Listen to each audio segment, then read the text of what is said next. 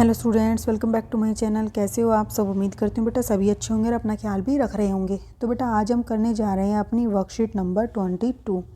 ठीक है, विज्ञान सब्जेक्ट की है बेटा। ये 16 तारीख की है और 8th क्लास के बच्चों के लिए है, जिसमें हमारा चैप्टर चला हुआ है प्रकाश। ठीक है, प्रकाश में आज हम जानेंगे बहुप्रतिबिंब क्या होते हैं। ओके, तो अच्छे से समझना है। इस पर भी बेटा आपका क्वेश्चन बनता ही बनता है, आगे बड़ी क्लासेस में भी इम्पोर्टेंट होता है। तो कंसेप्ट एक एक आपको अच्छे से समझना है। तो चलिए स्टार्ट करते हैं, और अगर आपको समझा है वो पसंद आता है तो प्लीज़ वीडियो को लाइक शेयर ज़रूर कर देना। देखो बेटा, यहाँ पर आप ये डायग्राम भी देख रहे हो। परावर्तित प्रकाश की किरणें यदि दर्पण पर पड़ती हैं तो वह फिर से परावर्तित हो जाती हैं। आपको पता है परावर्तित किरणें, मान लो क्या हो रहा है कि यहाँ से कोई प्रकाश आया, दर्पण से परावर्तित हुआ। ठीक है, ऐसे अब हम इसके सामने भी क्या करें, अगर दर्पण लगा दें तो ये फिर से परावर्तित हो जाएगा। ठीक है, यही बोला गया, परावर्तित प्रकाश किरणें यदि दर्पण पर पड़ती हैं तो वह फिर से परावर्तित हो जाती हैं। याद कीजिए, जब पिछली बार आप किसी हेयर ड्रेसर के पास गए थे तो उसने क्या किया था, उसने आपको एक दर्पण के सामने बैठा दिया था इस तरीके से। फिर बाल कटने के पश्चात उसने आपके पीछे की ओर एक और दर्पण रखा। ठीक है, इस दूसरे दर्पण की सहायता से आप सामने वाले दर्पण में यह देख सकते थे कि आपके बाल कैसे कटे हैं। ठीक है, तो आप देखो यहाँ से क्या हो रहा है बेटा, ये जो दर्पण लिए हुए खड़ा है ये व्यक्ति, इसमें क्या हो रहा है, आपके पीछे की जो इमेज है वो बन रही है और वो पीछे की इमेज इसमें बन रही है, और इस मिरर की इमेज कहाँ बन रही है, इस सामने वाले में, जिसकी वजह से हम क्या देख पा रहे हैं, अपने पीछे का जो कटिंग है बालों की वो आसानी से देख सकते हैं। ठीक है, तो यहाँ से हमने क्या समझा बेटा कि हमने एक बार परावर्तित जो किरण थी उनको दोबारा से परावर्तित कर दिया। ठीक है, परावर्तित प्रकाश किरणों को पुनः किसी दर्पण की मदद से परावर्तित किया जा सकता है, जिससे एक से अधिक प्रतिबिंब बनते हैं। पहले इसमें बना, फिर इससे इसमें बना। प्रतिबिंब की संख्या दर्पणों के बीच कोण पर निर्भर करती है कि दो दर्पण है बेटा। ठीक है, या फिर ऐसे समझो, ये दर्पण है और एक ये दर्पण है। ठीक है, अब इन दोनों के बीच में कितना कोण बना हुआ है, ये 90 डिग्री का है, या ये इतना है, या यहाँ पर रखा है, या यहाँ पर, या इस सामने रखे हैं एक दूसरे के, तो ये कोण पर डिपेंड करता है। ठीक है, कि कितने एंगल का कोण बना हुआ है। आपने कक्षा 6 में पेरिस्कोप यानी कि परिदर्शी के बारे में जाना। पेरिस्कोप में क्या होता था बेटा, दो समतल दर्पणों का उपयोग किया जाता है। ठीक है, जो परावर्तित प्रकाश को पुनः परावर्तित कर देते थे। और पेरिस्कोप का उपयोग पनडुब्बियों, टैंकों में और सैनिकों द्वारा बंकरों में भी किया जाता था। क्यों किया जाता था बेटा, कि उसमें बहुत सारी अल्प मतलब कि असंख्य इमेज बन जाती थी, जिसकी वजह से ये पता लगाना मुश्किल हो जाता था कि कौन से वाली असली है। आपने बेटा ये अगर फिर हेरा फेरी मूवी देखी होगी तो वहाँ तुम देखते हो सर्कस में यही होता है कि जब वो टेंट में चले जाते हैं तो उनको यही नहीं पता कि गेट है कहाँ पर। हर जगह पर ऐसे लगता है यहाँ भी गेट, यहाँ भी गेट, और उसका सर फूट जाता था। ठीक है, तो यहाँ वहाँ पर इसी तरीके का प्रयोग किया गया था। ठीक है, ताकि वे बाहर की उन चीज़ों को देख सके कि जो उनको सीधी रेखा में नहीं है। ठीक है, तो वे क्या करते थे बेटा, इसकी पेरिस्कोप की सहायता से वो उन चीज़ों को देख सकते थे जो उनकी सीधी रेखा में नहीं है। ठीक है, इसका जो हेल्प है वो इस तरीके से भी ली जाती थी। ओके, अब देखो बहुमूर्तिदर्शी क्या होते हैं या कैलिडोस्कोप क्या होता है। ठीक है, मैं कलर चेंज कर लेती हूँ। तो बहुमूर्तिदर्शी या कैलाइडोस्कोप में बहु परिवर्तन से भांति भांति के आकर्षक पैटर्न या प्रतिबिंब बनते हैं। आप अपना स्वयं का बहुरूप दर्शक बना सकते हैं, खुद भी बना सकते हो आप इसको, कैलिडोस्कोप को। इस पर बेटा छोटे छोटे खिलौने वगैरह भी बनते हैं बच्चों के लिए, ताकि उनको खेलें तो उनको मजे। आपने देखा होगा इस प्रकार की छोटे बच्चों का इस तरीके का कुछ आते हैं। ठीक है, और वो उस पर कुछ ड्रॉ करते हैं तो वो बहुत ज़्यादा ड्रॉ हो जाता है चारों तरफ ऐसा ही। तो ये होते हैं टॉयज़, बनते हैं इस कैलिडोस्कोप के हेल्प से ही। इसको बनाते कैसे हैं, आवश्यक सामग्री क्या क्या होगी, 3 समान आकार के आयताकार समतल दर्पण। ठीक है, जैसे ये रहे। फिर स्ट्रिप्स चाहिएंगी। ओके, ये जैसे स्ट्रिप्स हो गई। और 2 त्रिकोणीय कांच के टुकड़े चाहिएंगे, जो 2 त्रिकोणीय कांच के टुकड़े इस तरीके के चाहिएंगे। ठीक है, फिर कार्ड शीट और सेलो टेप, रबर बैंड, ये सब चीज़ें चाहिएंगी आपको बनाने के लिए। अब देखो बेटा, तीनों दर्पण की स्ट्रिप्स को प्रिज्म की आकृति में चित्र अनुसार जोड़े।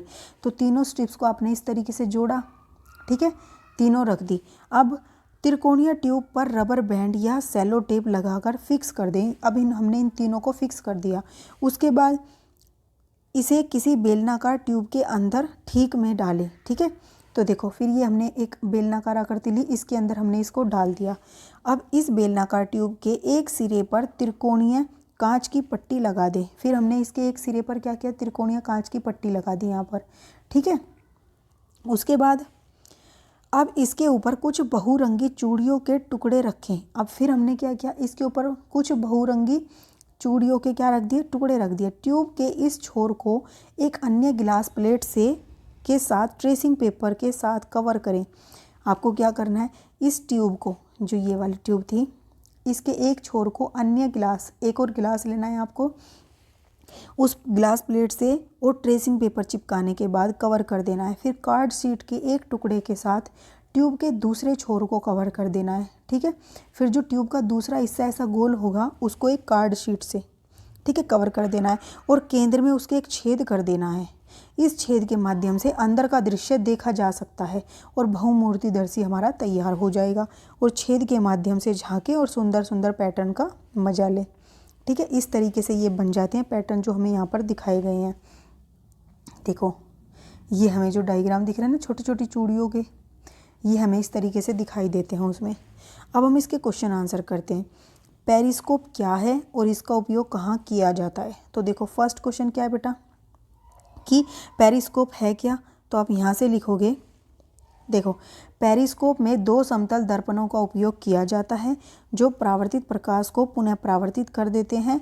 और पेरिस्कोप का उपयोग पनडुब्बियों, टैंकों और सैनिकों द्वारा बंकरों में हटा देना, बंकरों में किया जाता है। ठीक है, ताकि वे बाहर की उन चीज़ों को देख सके जो उनकी सीधी रेखा में नहीं है। यहाँ से लेकर यहाँ तक ये सारा लिख दोगे, ये आपका फर्स्ट का आंसर हो जाएगा। अब नेक्स्ट क्या है बेटा कि जब आप हेयर ड्रेसर के पास जाते हैं तो आप अपने सिर के पीछे की कटिंग को कैसे देख पाते हैं? तो देखो बेटा कैसे देख पाते हो आप, तो आप क्या लिखोगे, क्या करता है वो आपके सर के पीछे कटिंग करने के बाद एक और जो है दर्पण को रख देता है, जिसकी वजह से उस दर्पण में जो आपके सिर का प्रतिबिंब बना है उसको आप अपने सामने जो रखा हुआ प्रतिबिंब है, सॉरी दर्पण है, उसमें देख सकते हो। ठीक है, लिखोगे कैसे, देखो आप इसको ऐसे लिखोगे कि जब हम हेयर ड्रेसर के पास जाते हैं तो वह हमारे सिर के पीछे एक और समतल दर्पण रख देता है, जिसकी सहायता से पीछे वाले दर्पण का प्रतिबिंब हम सामने वाले, जो हमारे सामने रखा हुआ है ना, सामने वाले दर्पण में देख सकते हैं और सिर के पीछे की कटिंग को आसानी से देख पाते हैं। ठीक है, आप इसमें ये लिख दोगे। अब आपका नेक्स्ट क्वेश्चन क्या है बेटा, नेक्स्ट क्वेश्चन दिया हुआ है कि बहुमूर्तिदर्शी बनाने की विधि का वर्णन कीजिए। जो बहुमूर्तिदर्शी है बेटा उसकी विधि क्या है बनाने की, तो आप उसमें देखो क्या लिखोगे, उसमें आप लिखोगे ये यहाँ से, यहाँ पे लिख देना बहुमूर्तिदर्शी बनाने की विधि। ठीक है, आप लिखोगे बहुमूर्तिदर्शी बनाने की विधि। ठीक है, और फिर ये पूरी लिख दोगे कि आवश्यक सामग्री क्या, ये लिखोगे। फिर ये 1 2 3 यहाँ पे 4 पॉइंट नहीं दिया हुआ, ये 4 लिख लेना। ठीक है, तो ये 4 पॉइंट, ठीक है, ये चारों पॉइंट लिख देना, आपका तैयार हो जाएगा। और ये हटा देना, ये लाइन मत लिख देना। ठीक है, बस यहाँ तक आपको लिख देना है। अब नेक्स्ट क्वेश्चन क्या है बेटा, नेक्स्ट देखो, नेक्स्ट क्वेश्चन है दो समांतर समतल दर्पण में एक दूसरे से 40 सेंटीमीटर के अंतराल पर रखे हों तो इनके बीच रखी एक मोमबत्ती के कितने प्रतिबिंब बनेंगे? दो समतल दर्पण रख दिए, उनके बीच में एक मोमबत्ती रख दी, तो ये बोला गया है कि अब ये 40 सेंटीमीटर दूरी पर हैं तो इस मोमबत्ती के कितने प्रतिबिंब बनेंगे? ठीक है, तो एक बात आपको याद रखनी है, जब भी समतल दर्पण होता है बेटा तो उसके बीच में जब भी कोई हम वस्तु रखते तो उसके असंख्य, ठीक है, असंख्य वो बनते हैं। आप ऐसा करके देख सकते हो। कहाँ पर देख सकते हो? जब भी आप ट्रायल रूम वगैरह में जाते हो किसी भी शोरूम में, तो वहाँ पर जो रखे होते हैं बेटा, आप जब ट्रायल रूम में ट्राई करते हो तो वहाँ पर आमने सामने आगे पीछे अगर कोई 2 दर्पण होंगे तो देखना आपकी मतलब आप गिन नहीं सकते, अनकाउंटेबल आपकी इमेज बनती है, प्रतिबिंब। तो लिखोगे क्या बेटा, दो समांतर दर्पण एक दूसरे के सामने 40 सेंटीमीटर के अंतराल पर रखे हों तो इनके बीच मोमबत्ती के क्या बनेंगे, असंख्य प्रतिबिंब बनेंगे।